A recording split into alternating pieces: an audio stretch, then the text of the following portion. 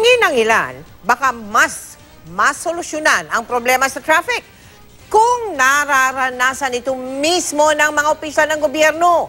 Kaya isinusulong sa Kamara na obligahin ang ilang taga-gobyerno na sumakay ng public transportation. Nakatutok si Ivan Mayrina.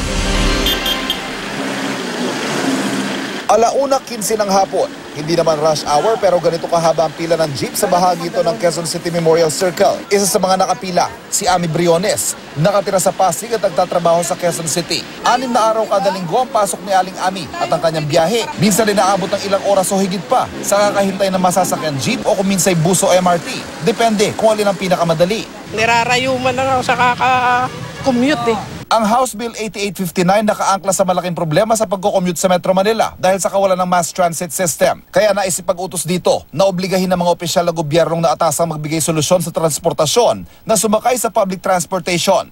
Baka raw mas masolusyonan ang problema kung nararanasan ito mismo ng mga opisyal ng gobyerno. Sakop ng panukala mga opisyal ng DOTR, MMDA, LTO at LTFRB na may ranggong direktor at pataas.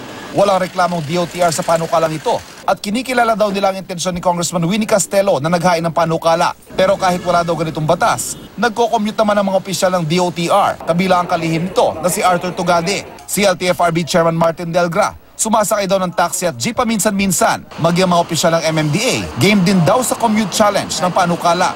Kung hindi nakikita nilang paraan para mas makita natin yung problema at mas magkaroon tayo ng mas maayos na solusyon kapag na-experience mo yung problema, wala rin pong problema sa amin yun. Ang mga nakabilad na commuter na nakausap namin, lalo na si Aling Ami, tila excited na makasakay sina Direktor, ASEC at si Secretary. Dapat lang, no? Kami nga na taxpayer din kami, nagko-commute eh. Para maramdaman din nila yung nararamdaman namin, di ba? Pabor ako doon. Para maramdaman din nila yung hirap namin. Tignan mo yung pila namin, no? Ang haba.